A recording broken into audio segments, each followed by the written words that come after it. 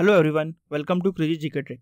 Recently हमारे RBI governor S Shashikant Das ji ने monetary policy committee की एक अनशेड्यूल्ड मीटिंग बुलाई और उस मीटिंग के बाद यहाँ पर ये डिसीजन लिया गया कि अब रेपो रेट को 40 बेस पॉइंट से और कैश रिजर्व रेशो को 50 बेस पॉइंट से बढ़ाया जाएगा। लगभग 4 साल बाद हम ये देखते हैं कि रेपो रेट को बढ़ाया गया है और लगभग 2 साल से जो रेपो रेट 4% से चल रहा था, अब वो रेपो रेट 4.40% से चलेगा। तो फ्रेंड्स, आज हम इस वीडियो में देखेंगे कि आरबीआई ने जो सरप्राइज रेट इंक्रीज किया है इसका क्या इम्पैक्ट पड़ सकता है हमारी इकोनॉमी पर। सबसे पहले यहाँ पर हम कुछ इकोनॉमिक टर्म्स को समझेंगे, जैसे कि repo rate, reverse repo rate, cash reserve ratio etcetera. उसके बाद हम ये देखेंगे कि आखिरकार आरबीआई ने रेपो रेट को क्यों इंक्रीज किया।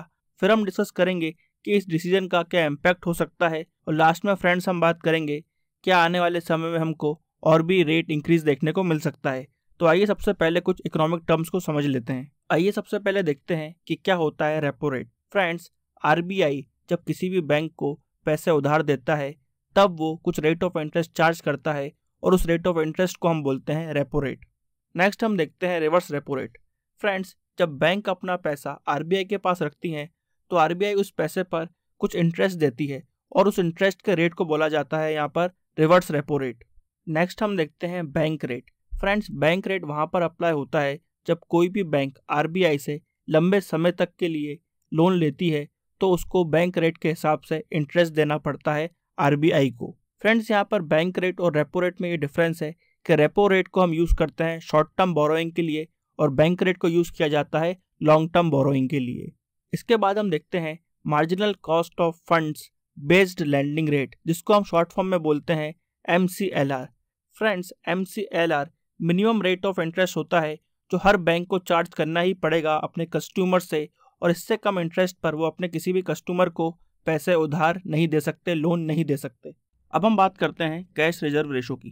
कैश रिजर्व रेशो भी 4% से बढ़ाकर 4.5% कर दिया गया है।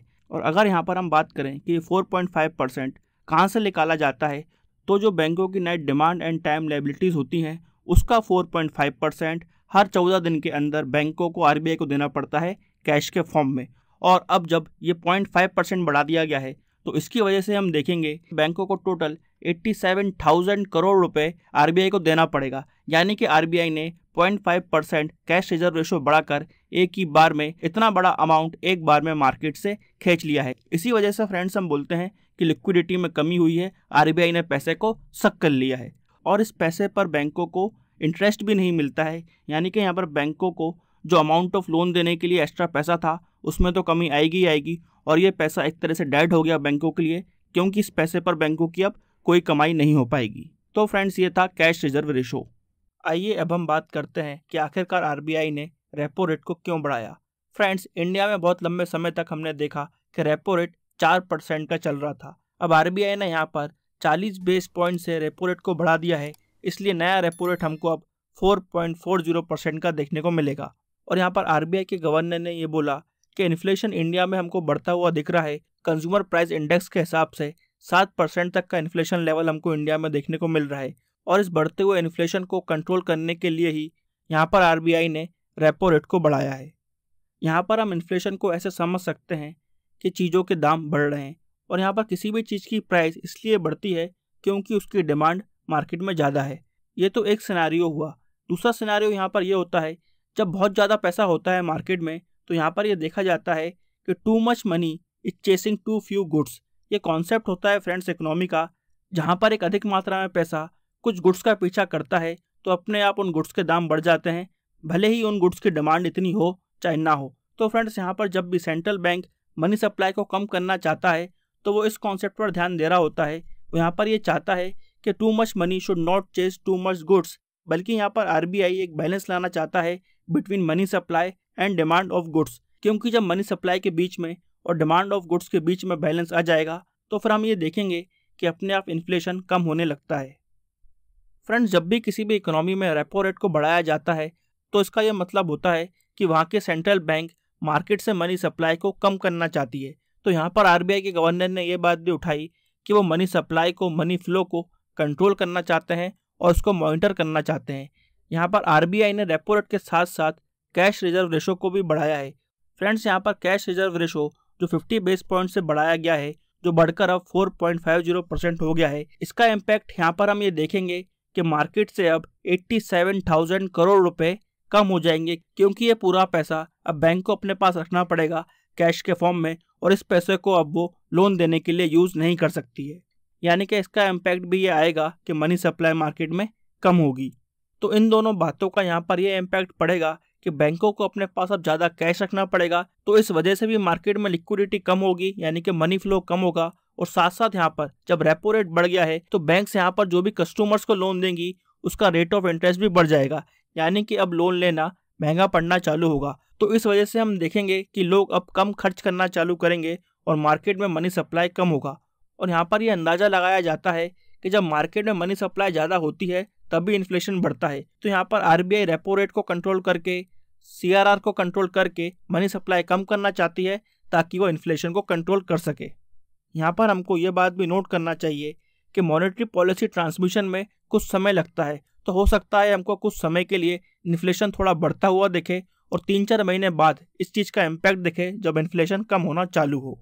आइए अब हम बात करते हैं कि आखिरकार इस रेपो रेट इंक्रीज का इम्पैक्ट क्या पड़ेगा। जैसा कि हमने डिस्कस करा कि अब बैंकों को ही लोन लेना जब आरबीआई से महंगा पड़ रहा है तो कस्टमर्स को भी यहाँ पर लोन महंगा पड़ेगा। इस वजह से आपकी ईएमआई जो है वो बढ़ जाएगी। जिन लोगों ने भी होम लोन लिया है, व्हीकल लोन लिया है, पर्सनल लोन लिया है, कॉर्पोरेट लोन लिया है, उन सब की यहाँ पर ईएमआई हमको बढ़ते हुए दिखेगी। मगर यहाँ पर खुशखबरी ये है कि अब सेविंग करने पर आपको ज़्यादा इंटरेस्ट रेट देखने को मिलेगा। जिन लोगों के पास भी फिक्स डिपॉजिट हैं उनको यहाँ पर अपने फिक्स डिपॉजिट पर रेट ऑफ इंटरेस्ट ज़्यादा मिलने वाला है। जो बहुत समय से हम देख रहे थे कि एफडीज पर इंटरेस्ट रेट बहुत कम हो गया था, उसमें अब हमको बढ़ोतरी देखने को मिलेगी। यहाँ पर आरबीआई ने यह भी कहा कि वो चाहता है कि लोग थोड़ा खर्च कम करें और सेव ज़्यादा करें। इससे ये होगा कि मार्केट में डिमांड कम होगी। मार्केट में जब डिमांड कम होगी तो अपने आप प्राइसेस भी कम होना चालू हो जाएंगी। यहाँ पर आरबीआई के गवर्नर ने यह बात भी कही कि जब लंबे समय तक हाई इन्फ्लेशन चलता है तो वो कहीं ना कहीं सेविंग्स को नुकसान पहुँचाता है, इन्वेस्टमेंट को नुकसान पहुँचाता है, और जो इकोनॉमी में एक कॉम्पिटिटिवनेस होनी चाहिए उसको भी नुकसान पहुँचाता है। और इस वजह से हम देखते हैं कि हमारी आउटपुट ग्रोथ कम होती है। तो इन सब फैक्टर्स को ध्यान में रखते हुए ही यहाँ पर आरबीआई की मॉनेटरी पॉलिसी कमेटी ने रेपो रेट को बढ़ाने का फैसला किया। फ्रेंड्स, इकोनॉमी सिर्फ 1-2 वेरिएबल्स पर नहीं चलती है, इसमें बहुत सारे वेरिएबल्स होते हैं। और अगर हम बात करें यहाँ पर कि रेपो रेट इंक्रीज का स्टॉक मार्केट पर क्या असर पड़ेगा, तो यहाँ पर जो कंपनियाँ इंफ्रास्ट्रक्चर में डील करती हैं, कैपिटल इंटेंसिव इंडस्ट्रीज़ हैं जहाँ पर पैसे की ज़रूरत ज़्यादा होती है, इन सब इंडस्ट्रीज़ पर शायद थोड़ा नेगेटिव इम्पैक्ट पड़े। मगर ऐसी इंडस्ट्रीज़ जहाँ पर कैपिटल रिक्वायरमेंट कम होती है, उन इंडस्ट्रीज़ पर यहाँ पर कोई असर देखने को नहीं मिलेगा, जैसे कि इंडिया का आईटी सेक्टर। यहाँ पर हम स्टॉक मार्केट के साथ साथ बॉन्ड मार्केट की भी बात कर सकते हैं। फ्रेंड्स, गवर्नमेंट और बड़ी बड़ी कंपनियां समय समय पर अपने बॉन्ड इशू करती हैं, जहां पर वो पब्लिक से उधार लेने के लिए इस बॉन्ड को इशू करती हैं। और फ्रेंड्स, जब भी रेपो रेट इंक्रीज होता है तो गवर्नमेंट को उन बॉन्ड्स पर इंटरेस्ट रेट भी ज़्यादा देना पड़ता है।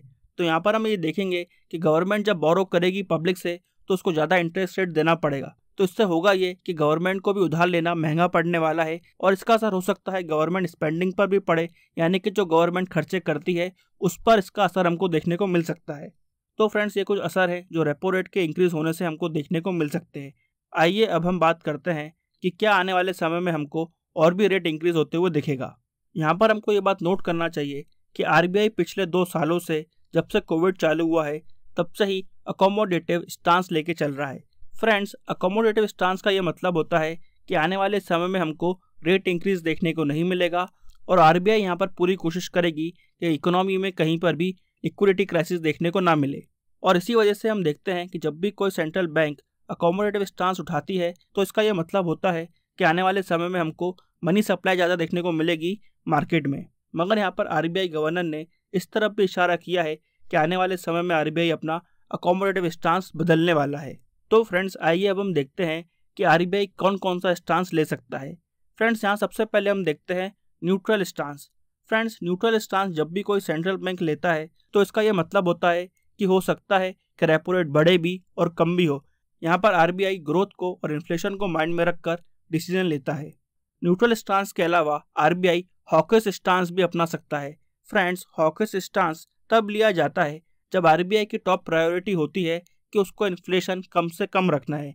तो जब भी कोई सेंट्रल बैंक हॉकिश स्टांस लेती है तो वहाँ पर हम ये अंदाज़ा लगा सकते हैं कि आने वाले समय में हमको रेपो रेट और बढ़ता हुआ दिखेगा, क्योंकि यहाँ पर सेंट्रल बैंक ये चाहता है कि मार्केट से मनी सप्लाई कम हो।